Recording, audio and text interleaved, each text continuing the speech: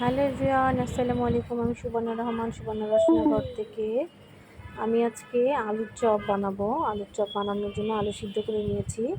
আলু সিদ্ধ করে নিয়ে আমি চটকিয়ে নিব। বাকিটা এদিকটা হচ্ছে আমি হালকা করে পেঁয়াজ আর কাঁচামরিচ একটু ভেজে নিচ্ছি।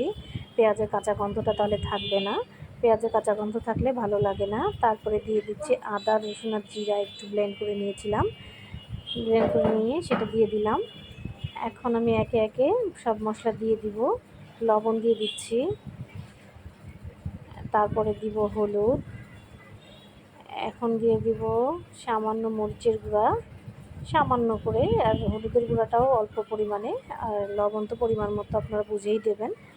দিয়ে মশলাটা কষিয়ে নিচ্ছি। এখন সামান্য একটু গরম মশলার গুঁড়া দেব, দিয়ে এখন একটু নাড়াচাড়া করে উঠায় নেব। আর আমার ধনিয়া পাতা দিয়ে দিলাম। ধনিয়া পাতা বাসায় ধনিয়া পাতা আমার ডিপে ছিল, সেটাই দিয়ে দিলাম। আর দিয়ে দিলাম হচ্ছে চটপটির মশলা। আমি বরাবরই যে কোনো চপে আমি একটু চটপটির মশলাটা ইউজ করি, আমার ভালো লাগে খেতে। সামান্য একটু চিনি দিয়ে দিলাম, দিয়ে আমি মাখায় নিব ভালো করে।